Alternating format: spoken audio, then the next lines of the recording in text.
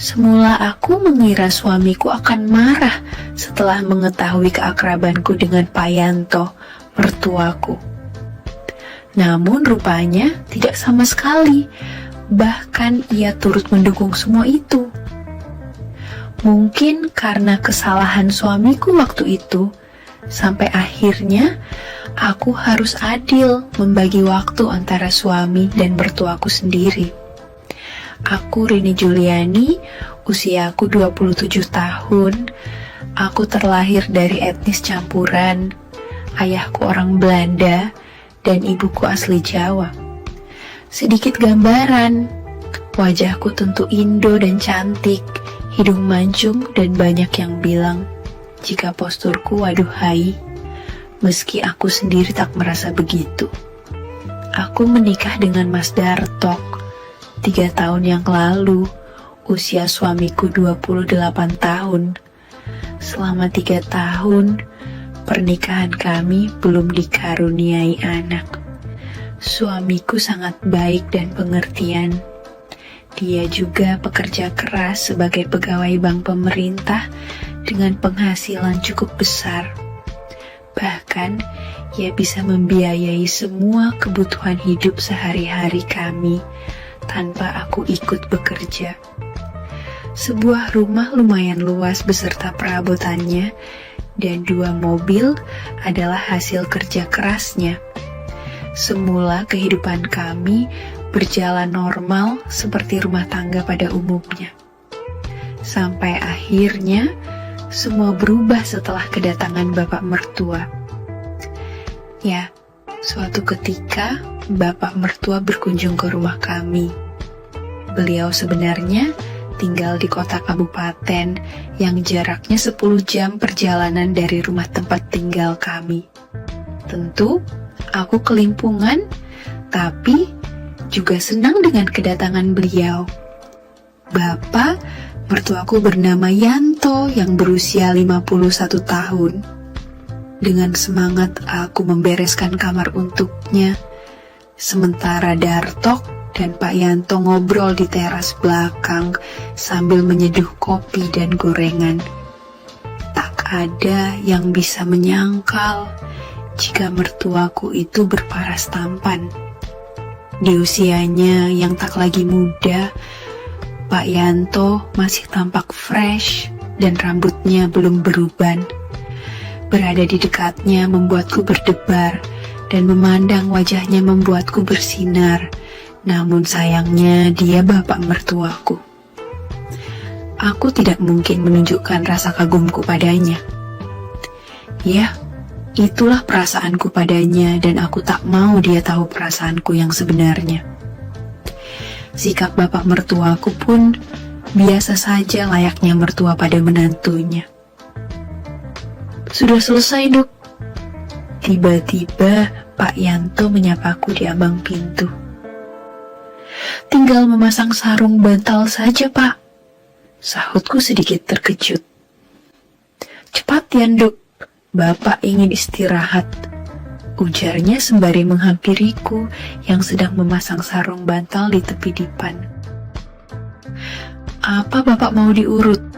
Rini bisa panggilkan tukang urut ke sini. Tawarku. Gak usah, Nduk.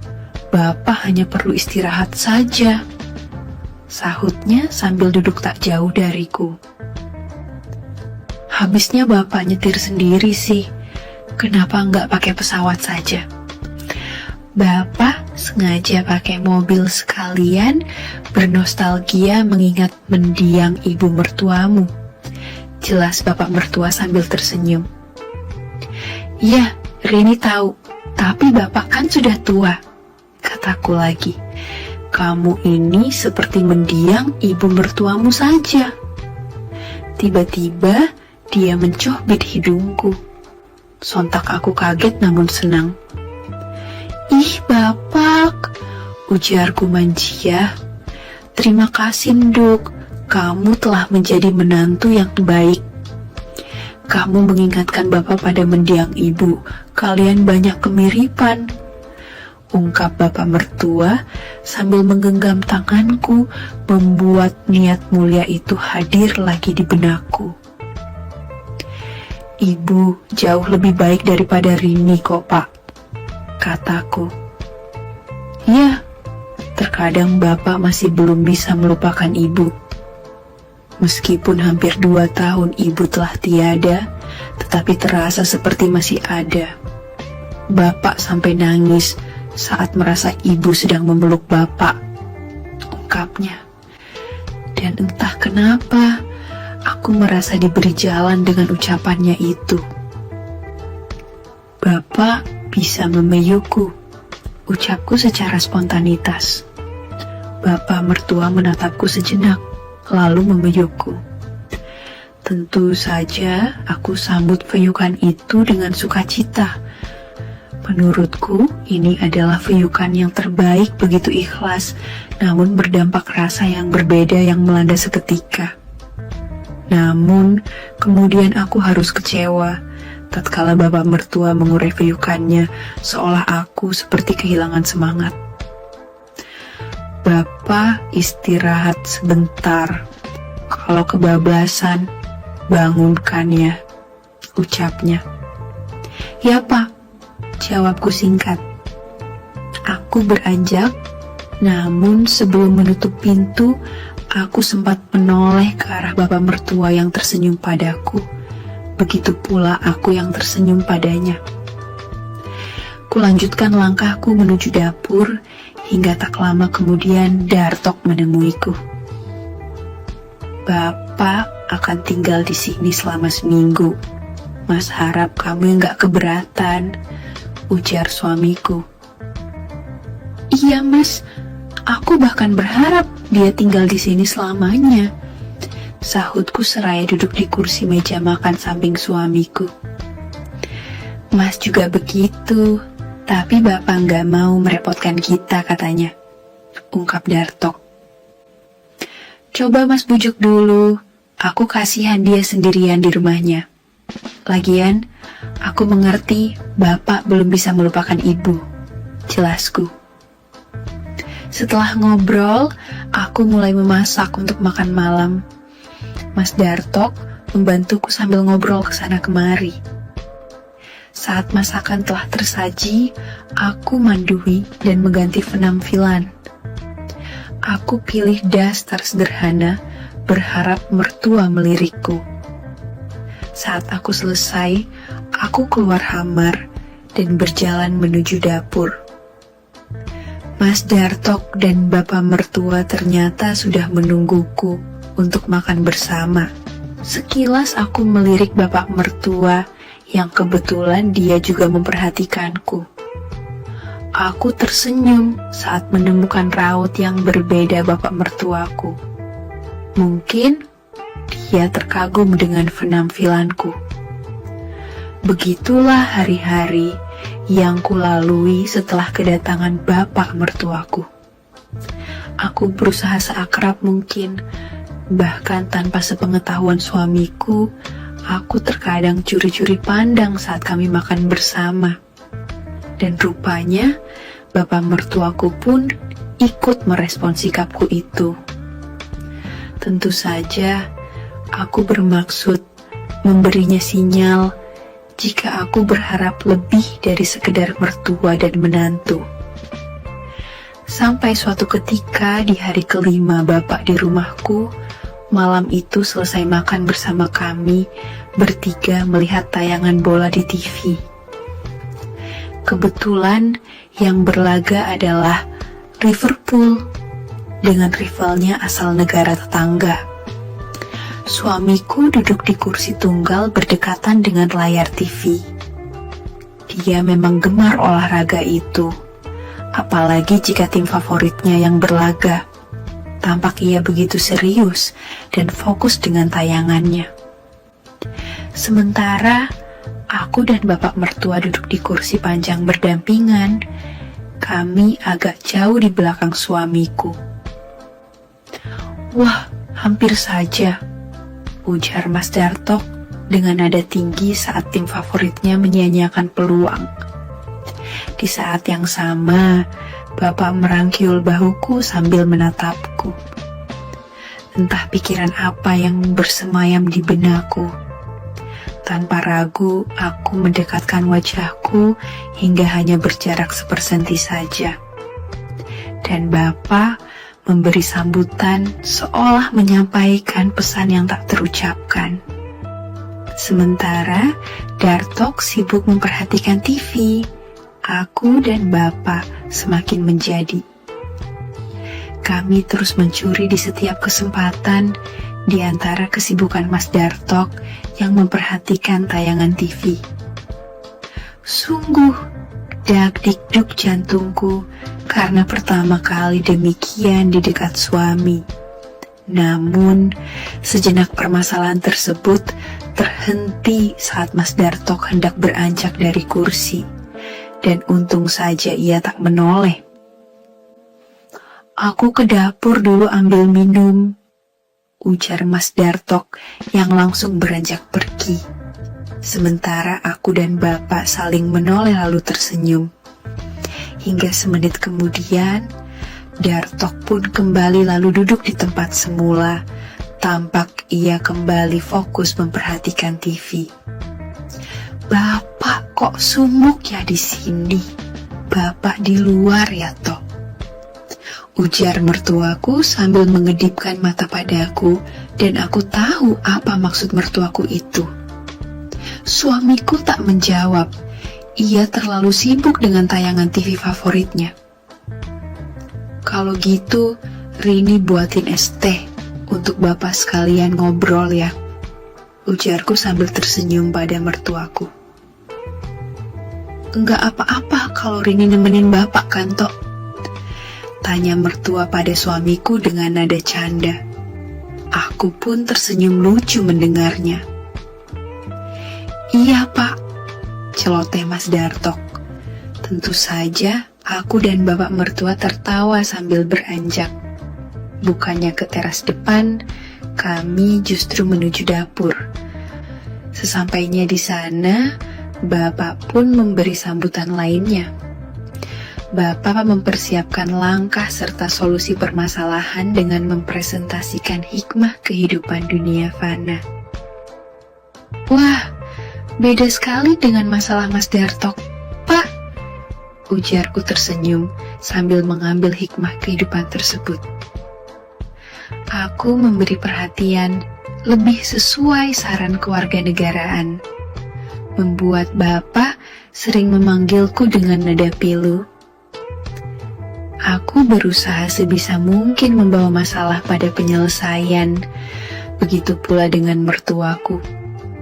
Hingga tak lama, barulah aku meletakkan hikmah kehidupan pada wadah dan menyelesaikan masalah tersebut.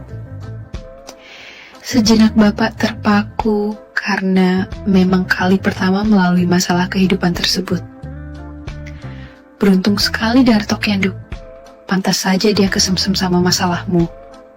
Ujarnya ngebuat aku tersipu. Ah Bapak, bisa aja. Ibu kan dulu juga gitu Pak, kataku. Kalau sama kamu, Bapak jadi gak kepikiran Ibu, sahutnya. Selanjutnya, Bapak mengambil langkah satset. Aku pun turut menyesuaikan saran dan langkah tersebut. Dan jika boleh jujur, masalah beliau memang jauh berbeda dengan suamiku. Terbukti beberapa kali aku tiba di Bandara Soekarno-Hatta dan kembali ke Bandara Juanda. Kita sudah jauh, Nduk. Tiba-tiba Bapak bicara demikian padaku, sementara aku pun mengerti arti ucapan itu. Rini sudah paham akan masalah Bapak. Spontan aku mengatakan hal itu. Setelah obrolan tersebut, aku dan Bapak segera menyimpan masalah problematika tersebut. Namun, di saat yang sama, tiba-tiba Mas Dartok datang menemui kami. Mas, ada apa? Tanyaku berusaha bersikap biasa, sementara mertuaku lebih dulu pergi meninggalkan kami. Di sini benar-benar sumuk ya, ujarnya membuatku gugup. Iya mas, ujarku menyembunyikan kepanikanku. Sebelum Dartok bertanya lebih lanjut, aku segera beranjak. Aku tinggal dulu mas, mau masak dulu. Aku buru-buru berlalu, meninggalkan Mas Dartok saat itu. Sungguh jantungku berdebar. Ada rasa khawatir jika Dartok mengetahui masalah yang sebenarnya. Selesai masak, aku segera mengistirahatkan diri di kamar. Entah mengapa ingatanku kembali pada hal yang baru saja kulalui.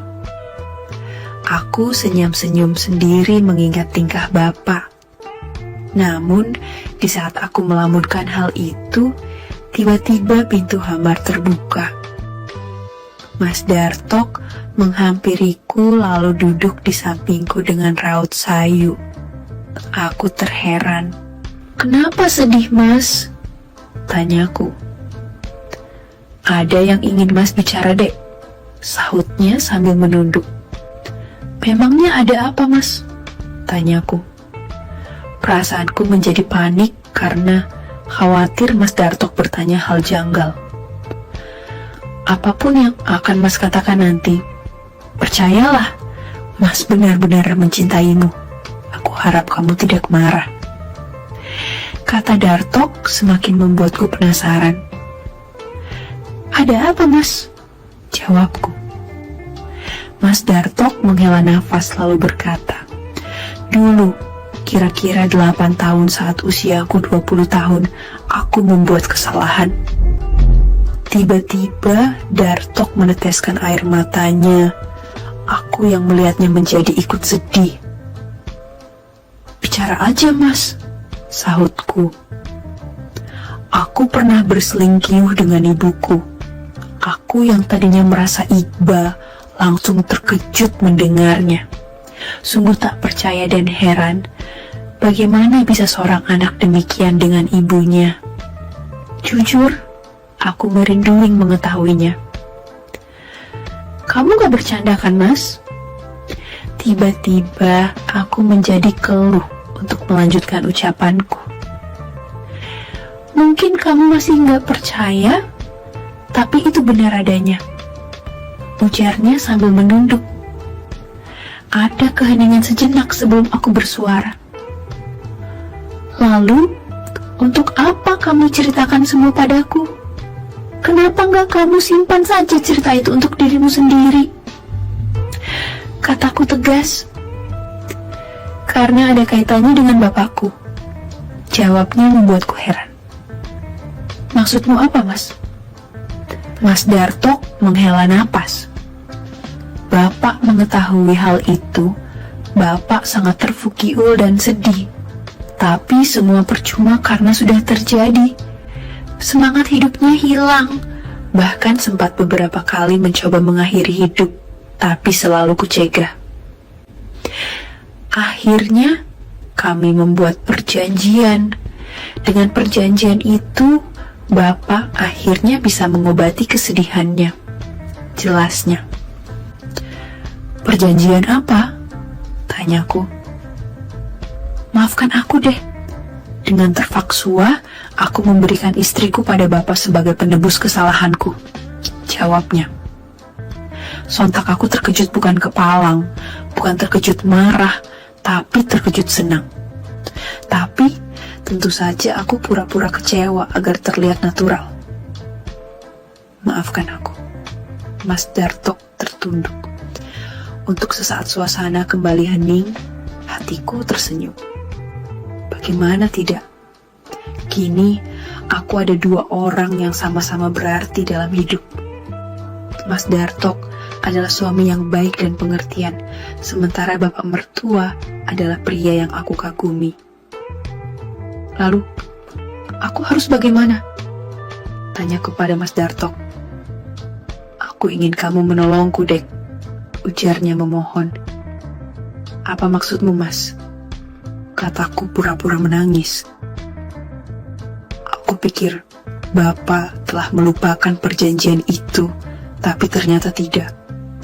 Tiba-tiba dia menanyakan hal itu dan aku tak mungkin melanggarnya. Jelasnya, jika aku menerima, apa kamu tidak merasa sakit hati nantinya? Apakah kamu tidak khawatir aku akan jatuh hati nantinya? Apakah sudah memikirkan semuanya, Mas? Tanyaku beruntun. Aku sudah memikirkan hal itu, aku merasa bersalah. Jadi, apapun nantinya akan aku terima dengan ikhlas. Jawabnya. Baiklah, jangan pernah menyalahkan aku jika seandainya aku membuat perubahan dalam rumah tangga kita. Sekarang, aku akan bicara dengan Bapak. Ujarku bergegas pergi. Setelah menutup pintu, aku tertawa pelan dan segera berlari menemui mertuaku di kamar. Tanpa permisi aku masuk, namun alangkah terkejutnya tatkala mendapati mertuaku sudah mempersiapkan semua untuk menyambut kedatanganku. Dia tersenyum seolah memberi kode disunyi padaku. Setelah menutup pintu, aku segera menyiapkan pekerjaan seperti sebelumnya. Bapak segera menyambutnya dengan antusias. Pak, sebenarnya ada apa antara Bapak, Ibu, dan Mas Dartok? Tanyaku di sela-sela pekerjaan. Bapak yakin kalau Dartok sudah cerita sama kamu? Jawab Bapak. Tapi, kenapa Bapak nggak bicara sejak awal? Padahal aku sudah lama mengagumi Bapak. Bapak menoleh tak percaya. Karena Bapak baru mendapat sinyal radio dari kamu akhir-akhir ini. Awalnya Bapak sudah melupakannya. Namun setelah beberapa hari di sini, pikiran Bapak nggak berubah. Tapi percayalah kalau Dartok menyayangimu seperti Bapak pada mendiang ibu mertuamu, dan Bapak berjanji ini adalah terakhir kali, ujarnya. Aku tersenyum dan malam itu menjadi malam berkesan. Aku larut dalam masalah, bahkan tak peduli dengan suara yang mungkin didengar oleh suamiku. Karena hari itu adalah hari terakhir bersama mertuaku, ia berjanji menganggap semuanya impas. Meski begitu, aku berterima kasih pada dua orang yang berarti dalam hidupku. Mereka adalah sumber kebahagiaan yang akan selalu berada di hatiku selamanya. Demikianlah kisah yang kualami beberapa tahun lalu. Tentunya kisah ini bukanlah untuk ditiru. Ambil sisi positifnya dan buang sisi negatifnya. Semoga dengan kisah ini kita bisa mengambil pelajaran berharga. Terima kasih atas perhatiannya, dan jangan lupa terus saksikan channel Mayem dengan kisah inspiratif yang menghibur tentunya. Sekian dulu ceritaku hari ini. Semoga ada pelajaran yang dapat dipetik. Terima kasih. Sekali lagi, tidak pernah lupa Mimin ingin mengingatkan bahwa tidak ada maksud untuk merusak moral. Tapi di sini kami selaku admin channel Mayem hanya berbagi pengalaman dari viewer saja yang tentu saja tidak untuk ditiru. Terima kasih sudah mau mendengarkan kisah nyata ini. Ambil baiknya dan buang buruknya dari cerita kisah ini. Semoga hal seperti ini tidak terjadi kepada kita semua, bosku. Dan semoga kita semua dilindungi dari mara bahaya. Amin ya rabbal alamin. Terima kasih dan sampai jumpa di cerita selanjutnya. Jangan lupa like, komen, share, dan subscribe. Oh iya, kira-kira kalian semua bosku yang terhormat kepengen kisah-kisah yang seperti apa lagi nih? tolong berikan komentar-komentar kalian di video ini ya.